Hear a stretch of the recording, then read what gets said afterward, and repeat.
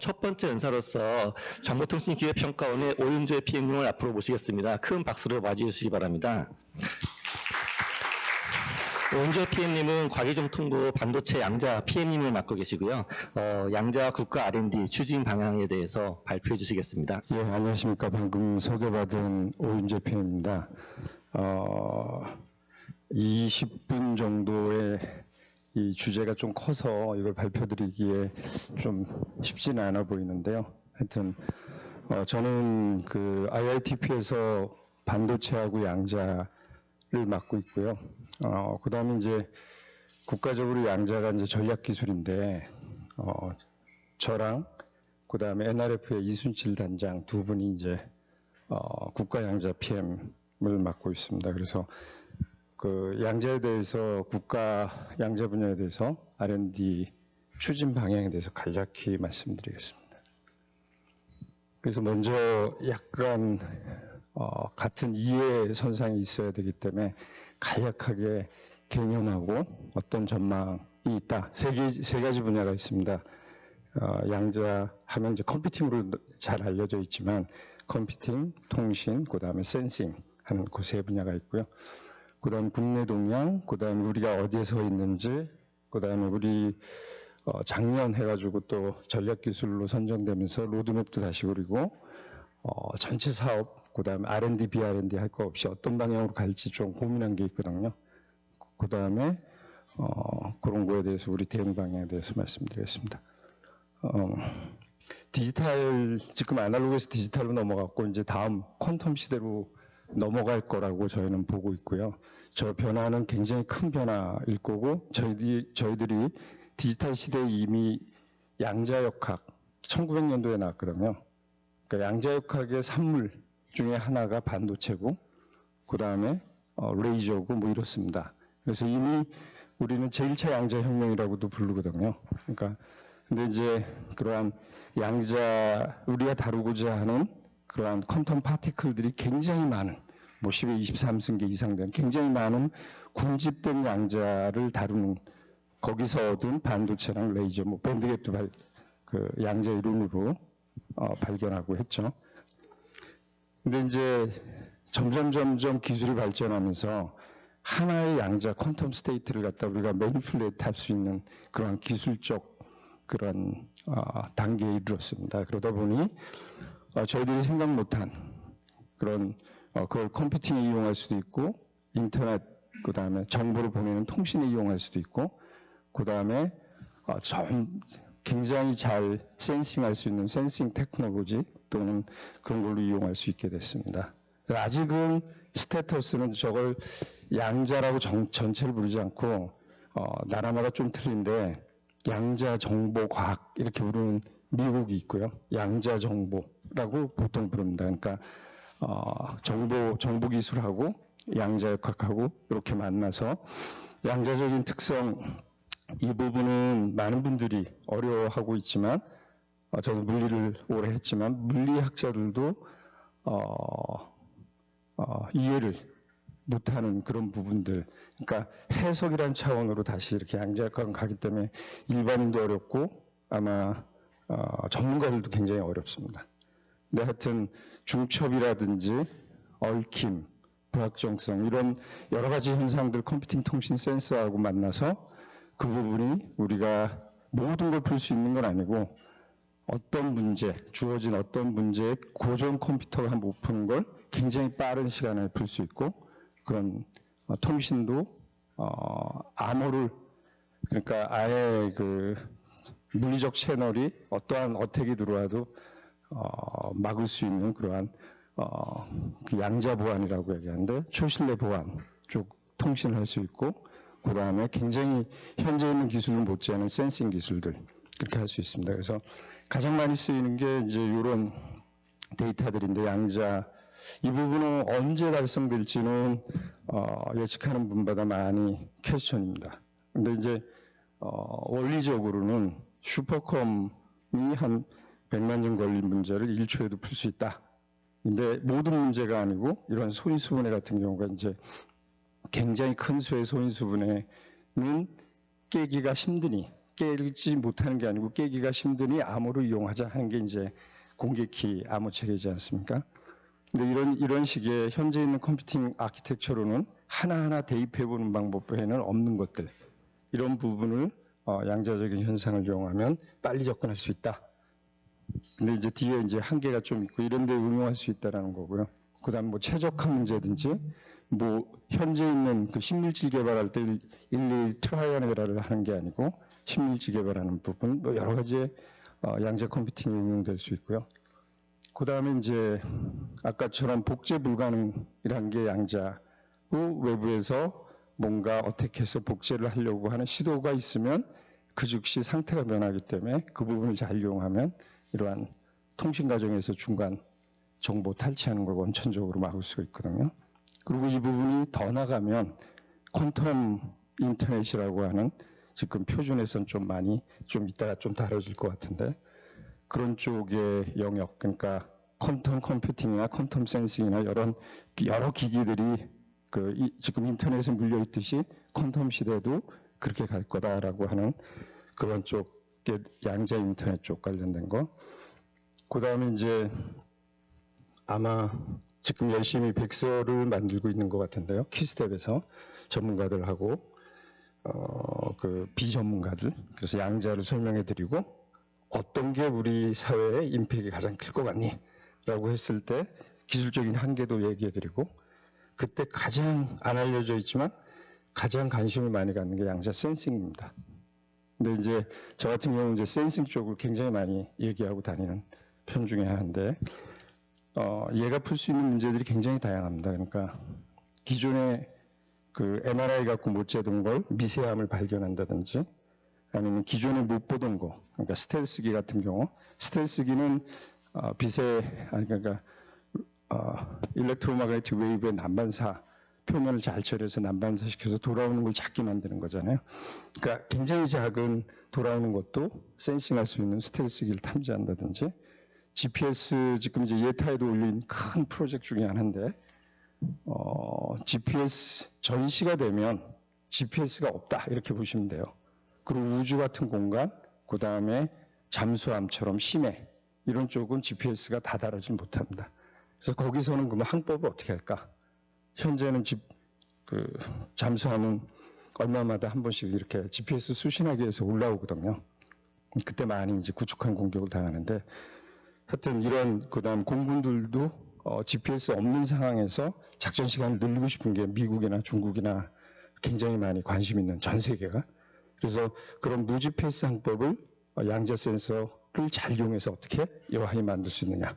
근데 이런 결과들은 아주 우수한 결과가 나와도 이러한 컨퍼런스에 발표를 안 합니다. 국가기술이기 때문에. 그래서 가장 많이 안 알려진 겁니다. 그래서 근데 투자는 굉장히 많이 하고 있는 분야고. 그래서 하여튼 이런 부분 우리가 잘하고 있는 배터리 반도체도 이제 굉장히 나노급이라고 그러죠. 실제 뭐 하여튼 굉장히 작아지면서 수직 구조를 갖거든요. 3D 구조를 가져가지고 GAA 같은 경우가 그렇죠. 걔를 분석하거나 불량 제거하는 게 되게 어려워집니다. 근데 그런 부분을 퀀텀 센서를 통해서 어떻게 여하에 잘 될 수 있냐 이런 부분까지 있고요.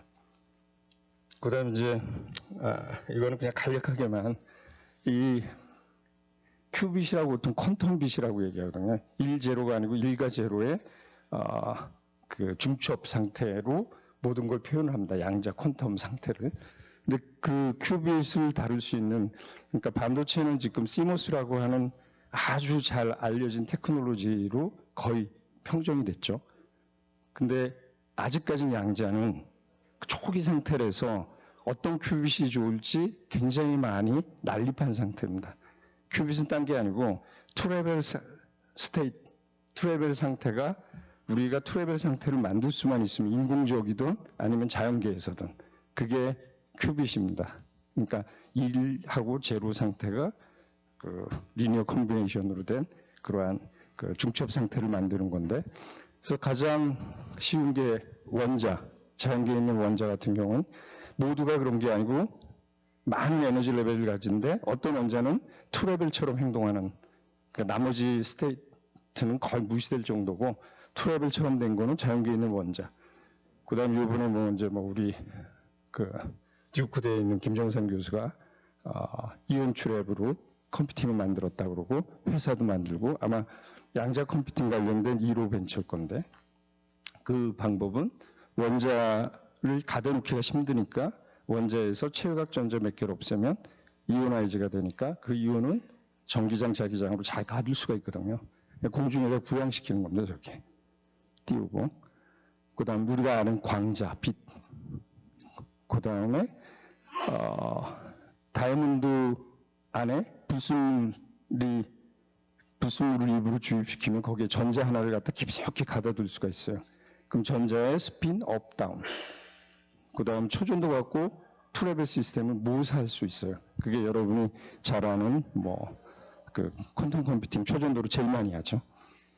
그 다음에 우리나라에서 잘 할 수 있는 반도체 갖고 퀀텀 닷을 만들어서 거기에 전자 하나를 딱 이렇게 잡아둘 수가 있습니다. 그래서 이런 다양한 시도들이 이루어지고 있다. 그리고 아직 위닝샷은 누가 될지 모른다 하는 게 정설이고 제가 그래서 통신 쪽은 1:1 통신 QKD라고 해서 암호 통신하는 쪽에 현재 머물러 있는데 점점 양자 기기 간의 정보 전송을 할 수 있는 그러한 그다음 장거리 네트워크로 가는 양자 인터넷 쪽으로 갈 거고 그다음에 센서는 크게 관성을 잘 재는 거, 시간, 전기장, 자기장, 광학 이런 네 영역으로 나누고요. 컴퓨팅 쪽은 지금 아직까지는 물리적으로 한 400큐빗, 500큐빗 채 안 되는데 근데 이제 그것보다 걔가 에라가 얼마나 작느냐 그 다음에 그 퀀텀 큐빗끼리 풀리 커넥트 돼 있느냐 안 돼 있느냐 이 세 가지를 퀀텀 볼륨이라고 부릅니다. 그래서 그게 여하이 다 풀려야지 이제 한 10,000큐빗 이상 돼주면 아까 같은 인수분해에 한번 도전해 볼까 하는 거고 저거는 아직까지는 꽤 기다려야 될 거다 이렇게 생각합니다. 그리고 각 나라에서 이러한 특히 미국 같은 경우가 양자법을 18년에 제정을 하고 한 1년간 그러니까 4년간 한 4조니까 1년에 한 1조 정도죠. 그러니까 분야는 퀀텀 컴퓨팅, 퀀텀 센싱 앤 센싱, 그다음 퀀텀 커뮤니케이션, 그다음 엔드 퀀텀 이네이블링 텍. 그래서 양자가 직접적인 기술을 하는데 소재 부품 장비에 해당되는 주변에 컨트롤하거나 뭐 냉장고 크게 만들거나 뭐 이런 거죠. 그리고 이미 수출 통제를 미국 양자 관련된 소부장 쪽은 이미 반도체와 더불어서 하고 있습니다. 중국이 아니면 러시아에. 그리고 중국도 열심히 중국은 뭐 19조 정도 투자한다고 그러는데 저게 아마 거의 대부분의 우한의 국민양자정보과학연구소라는 걸 작년에 졌거든요. 엄청난 돈을 들여서 졌습니다. 그리고 투자도 굉장히 많이 하고 한 게 중국 과기대가 매년 수백 명의 석박사가 이쪽 양자 분야로 나오고 있을 정도로 많이 하고요. 저희도 굿뉴스는 국회에서 여야가 맨날 다투는 것처럼 보여도 10월 6일 날 전 세계에서 두 번째로 양자법이 그동안 굉장히 오랜 동안 얘기했는데 드디어 법이 만들어졌고요. 공표가 됐습니다. 그래서 법이 있는 거 없는 것 굉장히 틀린 게 이러한 투자가 법에 근거해서 정권이 바뀌든 계속 투자할 수 있는 기반이 마련된 겁니다. 그래서 R&D, BR&D, 인력 양성, 뭐 기업 지원, 뭐 이런 부분 다 해서 아주 여러분들이 애를 쓰셔서 법을 만들었고요. 그 다음에 아직까지는 다들 뭐 암호통신 같은 경우가 제일 앞서 있는 분야인데 가격적으로 너무 비싸거든요. 그래서 많이 퍼지진 못하고 있고 우리 KT, SKT도 상용 레디는 돼 있는데 장비 가격이나 이런 게 너무 비쌉니다. 그래서 하여튼 그런 부분 해결해야 될 부분이 있고 센서는 이제 막 시작품이 연구소나 대학 중심에 스핀오프해서 나오고 있는 단계고요. 그 다음 기존에 잘하던 뭐 보쉬나 뭐 이런 데서도 록히드 마틴이나 이런 데서 관심 있게 보고 있고 컴퓨팅이 민간 투자가 제일 많습니다. 특히 미국. 그래서 그쪽은 가장 대표적인 게 그러니까 이렇게 샹들리에 같은 거 보셨죠? 구글이든 IBM이든 그거는 그냥 안에 요만한 칩을 갖다가 잘 냉동시키기 위한 밀리켈빈 5도까지 내리기 위한 냉동기입니다. 아주 근사한 냉동기고.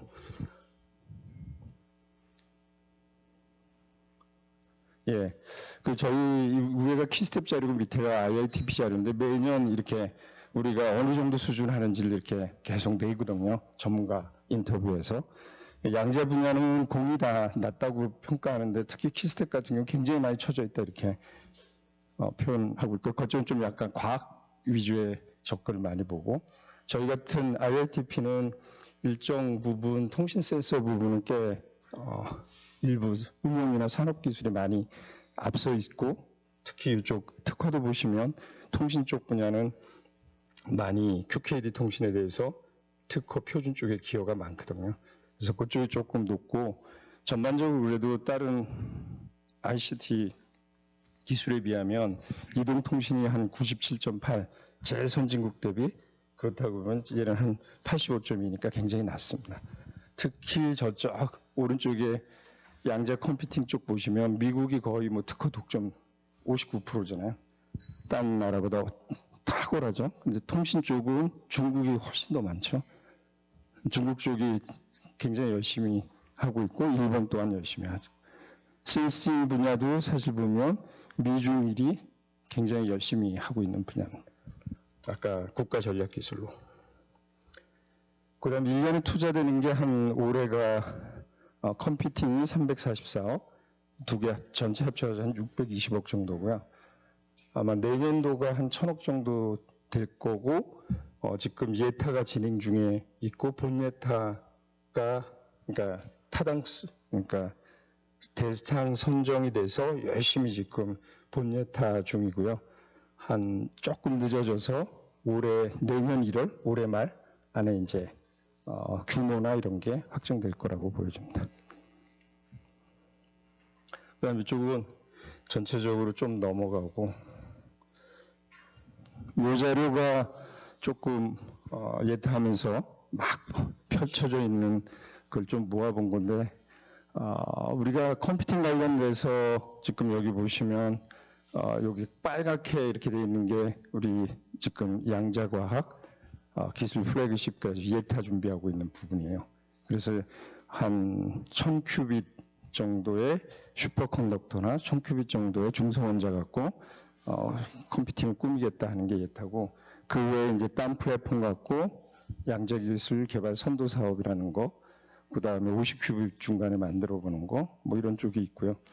암호 통신 쪽이나 양자 통신 쪽 그러니까 인터넷 포함해서 지금 양자 인터넷 브릿지 사업이라고 보통 이제 예타는 언제 될지 모르니까 미리 가기 전에 가는 사업들이 있어요. 그래서 이미 이제 양자 인터넷 핵심 원천 개발 사업은 진행 중이고요. 그 중에서 이제 예타에다가는 우리가 거의 세계 최초 또는 그거에 준하는 수준에서 양자 인터넷 3노드 100km를 꾸며보자. 그 다음에 중계기이고 양자 퀀텀 메모리가 있는 중계기를 해보자 하는 게 저희 그리고 실증까지 해보자 하는 거고요. 그 다음에 센싱 쪽은 지금 저희들이 선도 사업이 있고 그 외에 이제 고전 한계는 없는 센싱 기술 그 외에 아까 같이 임무지향적으로 의료 분야에 어떻게 어떤 브렉스루를 이룰 건지 그 다음에 무지폐해서 상법 같은 그러한 국가적인 자산을 어떻게 만들 건지 하는 등 그런 쪽의 큰 프로젝트를 예타에 기획 중이고 그거의 소부장도 하고 있습니다.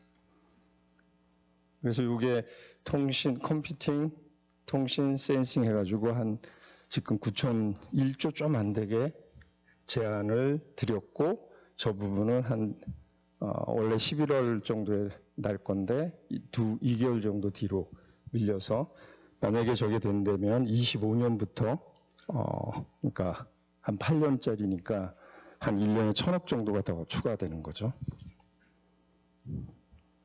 그렇게 하고 있고 제가 이제 거의 시간이 다 된 것 같으니까 현재 그래서 저 같은 경우에는 NRF 쪽 그러니까 양자 컴퓨팅 그 다음에 IITP 쪽은 그러니까 통신 센서 및 소부장 뭐 이렇게 나뉘어져 있는데 좀 나뉘어진 게 조금 거시기하게 나눠져서 조금 갈등 구조는 있는데 하여튼 그렇게 나눠져서 저는 이제 센서하고 통신하고 소부장 관련된 부분을 맡고 있고요. 그래서 저러한 암호 통신이 실제 됐다 그래도 굉장히 가격이 높아서 그 가격을 어떻게 여하히 낮출지 요건 이제 요번 주 내일 모레 논문 과제가 RFP가 열심히 작성됐고 그거를 설명할 건데 이러한 암호통신 산업 확산이라든지 차세대 QKD 그다음에 저희들이 양자 같은 경우 아직 팹이 없습니다. 반도체 팹을 빌려 쓰고 있어서 그래서 양자 팹을 권역별로 어떻게 잘 구축할지 이런 사업들이 나갈 예정입니다. 그래서 간략하게 지금 제가 쓸 수 있는 시간이 짧아가지고 이걸로 마치겠습니다. 네, 감사합니다. 발표해 주신 오윤재 PM님께 큰 박수 부탁드리겠습니다.